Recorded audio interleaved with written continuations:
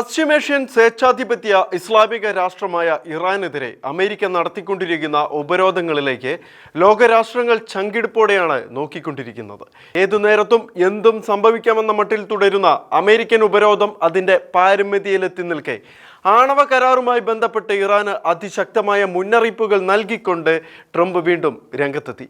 ആണവ കരാർ ചർച്ച ചെയ്യണമെന്നും ഇറാൻ ആണവായുധങ്ങൾ ഉണ്ടാക്കാൻ പാടില്ല എന്നും അക്കാര്യത്തിൽ മറിച്ചൊരു അഭിപ്രായം ഇറാൻ ഉണ്ടായെങ്കിൽ അതിശക്തമായ ആക്രമണമായിരിക്കും ഇറാൻ നേരിടേണ്ടി വരികയെന്നും ഇസ്രായേലിനൊപ്പം ചേർന്ന് ഇറാന്റെ ആണവ കേന്ദ്രങ്ങളെ ചുട്ടരിച്ച ഓപ്പറേഷൻ മിഡ് നൈറ്റ് ഹാമറിനെ ഓർമ്മിപ്പിച്ചുകൊണ്ട് അതിനേക്കാൾ വളരെ മോശമായ സൈനിക നടപടിയായിരിക്കും ഇറാന് നേരിടേണ്ടി വരികയെന്നും US president Donald Trump Tehran മുന്നറിയിപ്പ് നൽകി. ട്രംപിന്റെ വാക്കുകളെ സ്ഥിരീകരിച്ചുകൊണ്ട് അമേരിക്കയുടെ ഒരു വമ്പൻ കപ്പൽപ്പട പശ്ചിമേഷ്യയിൽ നിലയുറപ്പിച്ചിരിക്കുകയാണ്. അതേക്കുറിച്ച് ട്രംപ് പോസ്റ്റ് ചെയ്തത് US നാവികസേനയുടെ ഏറ്റവും ശക്തനായ വിമാനവാഹിനി കപ്പലുകളിലൊന്നായ USS എബ്രഹാം ലിങ്കന്റെ നേതൃത്വത്തിലുള്ള കപ്പൽക്കൂട്ടം സജ്ജവും സന്നദ്ധവും ആവശ്യമാണെങ്കിൽ വേഗത്തിലും അക്രമത്തിലുമുള്ള തങ്ങളുടെ ദൗത്യം നിറവേറ്റാൻ പ്രാപ്തമാണെന്നായിരുന്നു. ലോകത്തിലെ ശാക്തിക ചേരികൾക്കൊന്നും ചിന്തിക്കാൻ പോലും ആകാത്ത വിധത്തിലുള്ള അതിശക്തമായ ആയുധ സംവിധാനങ്ങളാണ് അമേരിക്കയുടെ കപ്പൽപ്പടയായ അർമാഡയിൽ സജ്ജീകരിച്ചിരിക്കുന്നത്. നിമിറ്റ്സ് ക്ലാസ് ആണവോർജ വിമാനവാഹിനി കപ്പലിനൊപ്പം ആർലിബർഗ് ക്ലാസ് ഡിസ്ട്രോയറുകളായ USS Frank E Petersen junior, USS Spruance, USS Michael Murphy എന്നിവയും സജ്ജമായി നിലനിൽക്കുകയാണെന്നാണ് റിപ്പോർട്ടുകൾ. ഇത് അമേരിക്കയ്ക്ക് ഏറ്റവും വലിയ കരുത്തും മെച്ചപ്പെട്ട ആക്രമണ ശേഷിയും നൽകും. അതിശക്തമായ ഈ നാവിക സംവിധാനങ്ങൾക്ക് പുറമെ ഒന്നിലധികം രാജ്യങ്ങളിലായി 30,000-നും 40,000-നും ഇടയിൽ സൈനികരും 5 എയർവിങ്ങും 5 യുദ്ധക്കപ്പലുകളും അധികമായി വ്യോമ പ്രതിരോധ സംവിധാനങ്ങളും ഇറാനെതിരെയുള്ള നീക്കത്തിൽ അമേരിക്കയ്ക്ക് വേണ്ടി നിലയുറപ്പിച്ചിരിക്കുകയാണ്. ഇതിൽ F-35C, F-A-18 യുദ്ധവിമാനങ്ങൾ, EA-18 ഗ്രൗളർ ഇലക്ട്രോണിക് യുദ്ധവിമാനങ്ങൾ, മിഡിൽ ഈസ്റ്റ് മേഖലയിലെ താവളങ്ങളിൽ വിന്യസിച്ചിരിക്കുന്ന F-15E സ്ട്രൈക്ക് ഈഗിൾസ് എന്നിവ ഉൾപ്പെടുന്നു.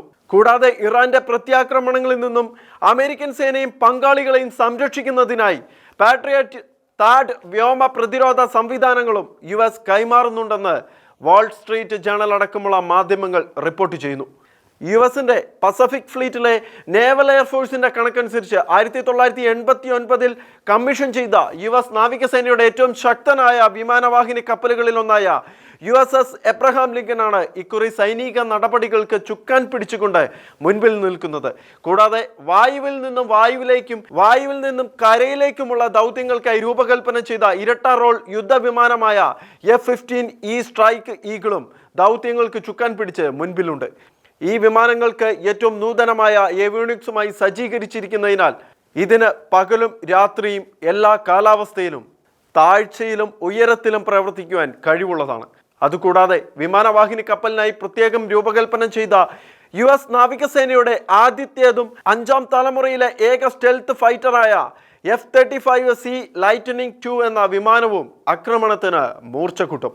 വലിയ ചിറകുകൾ, ബലപ്പെടുത്തിയ ലാൻഡിംഗ് ഗിയർ, കാരിയർ ഡെക്കുകളിൽ നിന്നും പ്രവർത്തിക്കുന്നതിനടക്കമുള്ള മടക്കാവുന്ന ചിറകിൻ മുനകൾ എന്നിവയോട് കൂടിയ ഈ വിമാനം നൂതന ഏവിയോണിക് AESA റഡാർ എന്നിവയാൽ സജ്ജീകരിച്ചിരിക്കുന്ന ഒരു മൾട്ടി റോൾ സ്ട്രൈക്കർ ഫൈറ്റർ വിമാനമാണ്.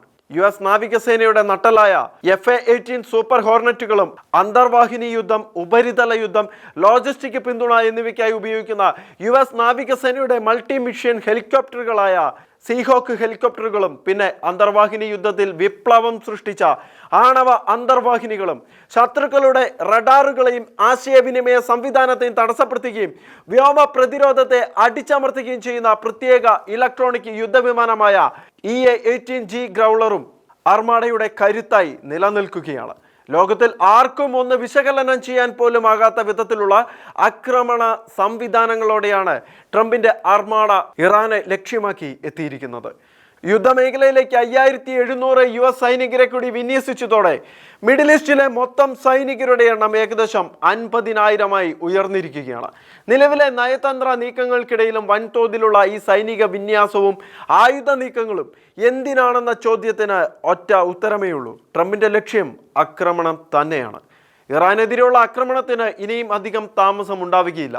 ഇറാനിലെ ആഭ്യന്തര പ്രക്ഷോഭകരെ അടിച്ചമർത്തിയപ്പോൾ ഇറാനെതിരെ ട്രംപ് ശക്തമായ മുന്നറിയിപ്പുമായി രംഗത്ത് വന്നിരുന്നു. അന്നവർ ട്രംപിന്റെ നിർദ്ദേശത്തെ അവഗണിച്ചുകൊണ്ട് 10,000-കണക്കിന് ആളുകളെ കൊന്നു തള്ളുകയായിരുന്നു. എന്നാൽ ഇപ്പോൾ പുറത്തു വരുന്ന വാർത്തകൾ അനുസരിച്ച് അന്ന് ഇറാനെ ആക്രമിക്കുവാൻ ട്രംപ് കരുക്കൾ നീക്കിയിരുന്നുവെന്നാൽ അന്ന് ലോജിസ്റ്റിക് അടക്കമുള്ള തടസ്സങ്ങൾ നേരിട്ടതിനാലും സഖ്യരാജ്യങ്ങളുടെ സുരക്ഷയെ ബാധിക്കുമെന്നതിനാലുമാണ് അത് മാറ്റിവെച്ചത് എന്നാണ് US മാധ്യമങ്ങൾ റിപ്പോർട്ട് ചെയ്യുന്നത്. എന്നാൽ ഇപ്പോൾ സർവ്വവിധ സന്നാഹങ്ങളോടെയാണ് ട്രംപ് കരുക്കൾ നീക്കിയിരിക്കുന്നത്. ഏഷ്യയിൽ തങ്ങൾക്ക് സ്വാധീനമുള്ള സ്ഥലങ്ങളിലെല്ലാം അമേരിക്കൻ സൈന്യം ശക്തമായി നിലയുറപ്പിച്ചിരിക്കുകയാണെന്നതാണ് ഏറ്റവും നിർണായകമായ കാര്യം. കാര്യങ്ങൾ ഇങ്ങനെയൊക്കെയാണെങ്കിലും ഏതൊരു US ആക്രമണത്തിനും തകർപ്പൻ മറുപടി നൽകുമെന്നുള്ള വീരവാദമാണ് ഇറാന്റെ ഭാഗത്തു നിന്നും ഉണ്ടായിരിക്കുന്നത്. ഞങ്ങൾക്ക് നേരിടുന്ന ഭീഷണികൾക്ക് അനുസൃതമായി അതിവേഗ പോരാട്ടത്തിന് തങ്ങൾ സജ്ജരാണെന്നാണ് സൈനിക മേധാവി അമീർ ഖദാമി വ്യക്തമാക്കിയിരിക്കുന്നത്. അതങ്ങനെയാണ്.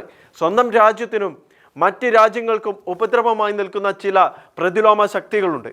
അവയെ കടപുഴക്കി എറിയുക എന്നതാണ് ലോകം ആഗ്രഹിക്കുന്നത്. ഇറാന്റെ കാര്യത്തിൽ കാലം കാത്തുവെച്ച നീതിയുടെ വെളിപ്പെടുത്തൽ തന്നെയായിരിക്കും ട്രംപിലൂടെ പുറത്തു വരുന്നത്. അത് ഏത് രീതിയിലായിരിക്കുമെന്നും ഏത് നിമിഷം സംഭവിക്കുമെന്നുമാണ് ലോകം മുഴുവനും ഇപ്പോൾ ഉറ്റുനോക്കുന്നത്.